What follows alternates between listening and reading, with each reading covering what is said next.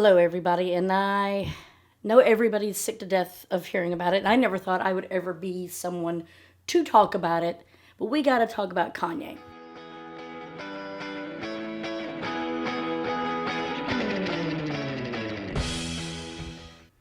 That fucker has done lost his damn mind, and I say that with the sweetest of terms.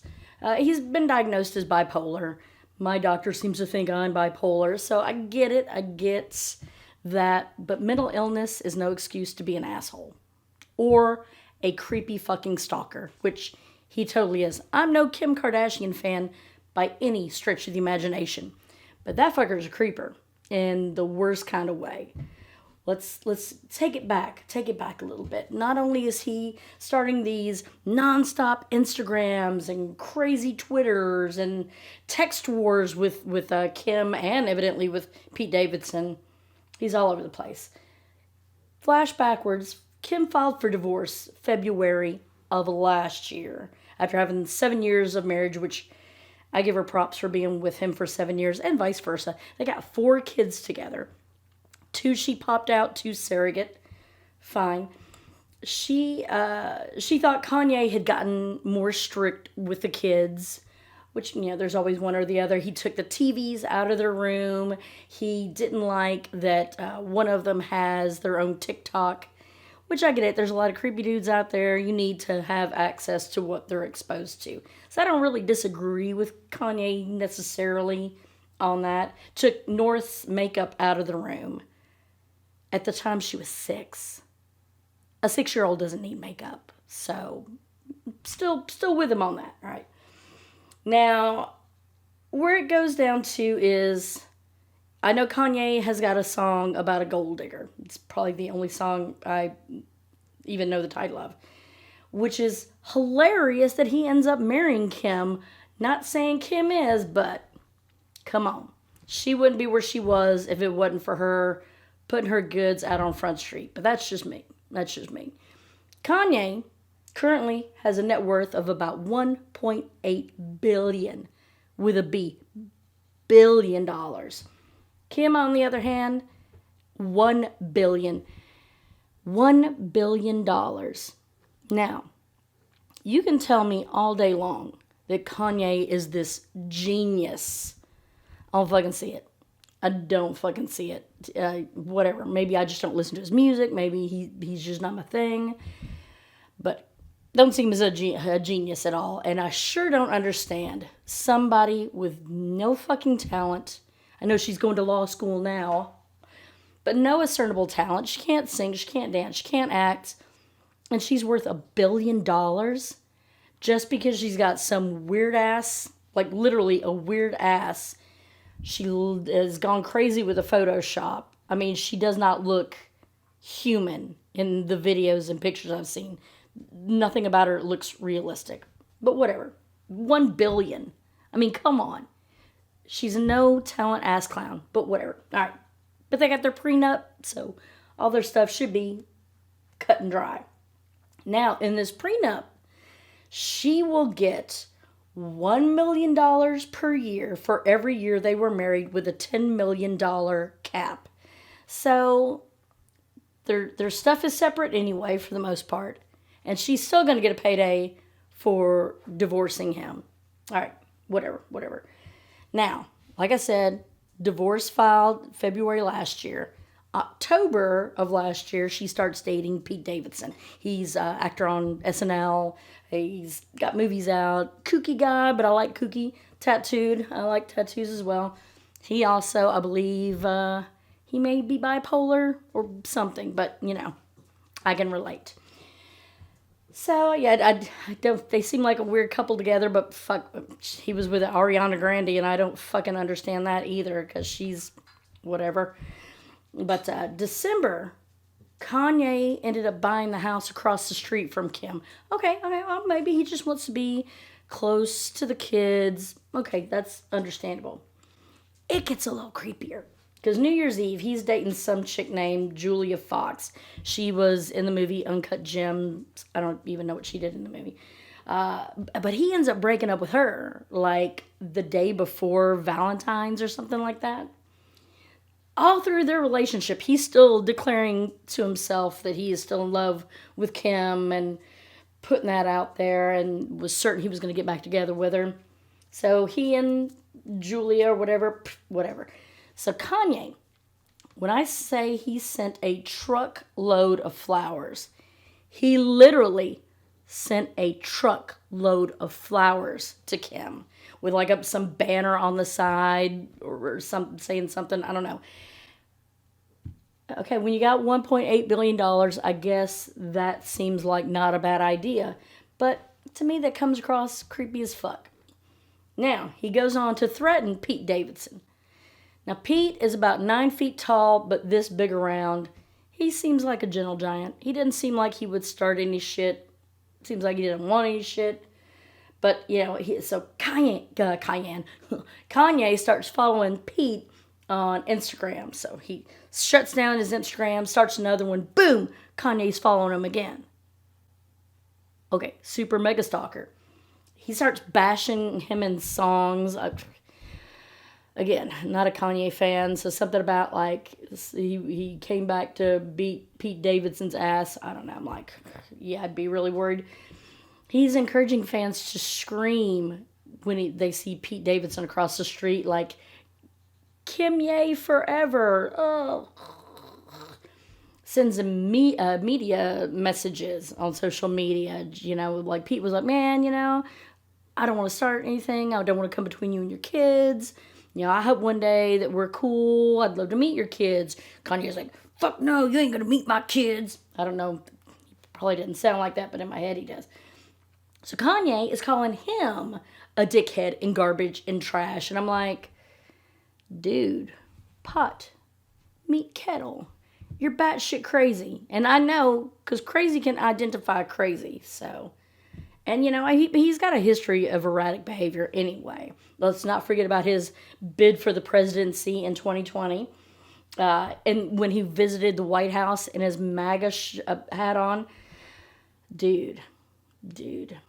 I will never, ever, ever understand black people or gay people who support Trump. That makes no sense to me. That is like saying, I'm a fish and, I am against water. He does not have your best interest at heart, ever, ever, never, ever, ever. He thinks the COVID vaccine is the mark of the beast. Kanye, I think we've heard that from other people before. And, it really made me, not a Taylor Swift fan. She's whatever, But I tell you what, she's got more reserve than me. Because if that motherfucker had gotten on stage when I was receiving an award and start running his mouth, I would have punched him square in the throat. No, that shit would have not flown with me. But whatever. I mean, batshit crazy. I can't believe Beyonce had to be totally embarrassed by it. But again, he's fucking nuts. Yo, Taylor, I'm really happy for you. I'm gonna let you finish. But Beyonce had one of the best videos of all time. One of the best videos of all time.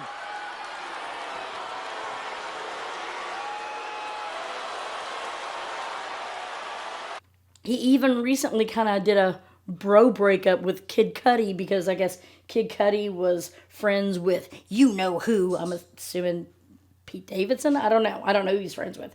But he won't even let him be featured on Kanye's upcoming album, Donda 2, which was supposed to drop the other day and didn't. And evidently he had a release party where he brought some chick that was basically a Instagram model, but a Kim Kardashian lookalike, right? And I read somewhere that he is basically, to play his music, you've got to buy this $200 player, blah, blah, blah, blah, blah. Again, I think there comes a point when you make a certain amount of money, you cannot relate to the normal person. Like nobody, I mean, unless you're a huge fan, is going to go out there and buy a $200 player just to play your bullshit on. Nobody in their right mind would send anybody else a truckload of flowers that wants to divorce you. That's fucked up crazy. And we shouldn't let this go as like, oh, that's okay. It's just him being him. No, that's him being fucking nuts and a psycho stalker. That's how women get murdered. I watch a lot of ID channel. This is how bitches get murdered. You got this crazy guy. Well, we can't do anything until he actually does something to you. Oh, you're dead? Now we can arrest him. Anyway, people are enabling his behavior, right? Which does not help the bipolar person at all, enabling them. For instance, like if a bipolar person is exhibiting risky behavior, you don't encourage them. You sure shit don't encourage them to do it. It's bad when Mike Tyson is telling you to take your meds. Yeah, motherfucker bit somebody's ear off. And if he's telling you to take your meds, you probably should listen to Mike Tyson until he can beat the fucking shit out of you, which, yeah, good. You can be bipolar, you can be borderline personality, you can be schizophrenic. That doesn't mean that you're not accountable for your actions. You can blame it on whatever all day long, or you weren't on your meds. But if you do some destructive shit, that's on you. You were still accountable for that shit. And you should not mock people that are mentally ill. That's stigmatizing. That's not good either. So there's two ends of that spectrum. But hyper-focusing or dismissing the behavior is not a way of showing support. And it's just don't do it, right? And when we sensationalize it too, like with Britney Spears. Oh yeah, cameras are following her everywhere. And I tell you what, if I was having some mental issues anyway, and I've got a father that's wanting to control my money, and has been for 13 years now, controlling my shit, what I do, where I go, I can't be left alone, according to them. Sorry, the dog's acting up. If I had somebody with cameras in my face all the time, I would lose my shit too. And stress fucks with everybody a little bit differently. Like, I know there's been multiple times I've shaved my head. So seeing her shave her head, that made sense to me. I didn't see that as being a big deal. If I hit in a car with an umbrella, I probably would have done the same thing too. So I totally get her. And what people don't realize is people that are bipolar and have other disorders, they're more likely to commit suicide. So encouraging the behavior, stigmatizing the behavior, neither one of those is going to help. You got to let them know, hey, shit ain't cool. Let's work on this. And they don't need your pity, but they don't need your fear either. So just keep that in mind. To give you an idea of bipolar, here are some symptoms. Okay, they used to call it manic depression, the Jimi Hendrix song. So when someone's manic, they're like high. So like they may seem like really talkative, really happy, maybe really irritable, maybe wanting to start a fight, but the emotions are up here, right? Rapid speech, kind of like me now, talkative. They might not need a lot of sleep. They might have insomnia. All kinds of moods going on. Impulsive.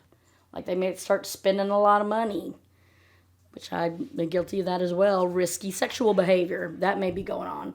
But then when they come down, that depression, you literally feel like you cannot get out of bed.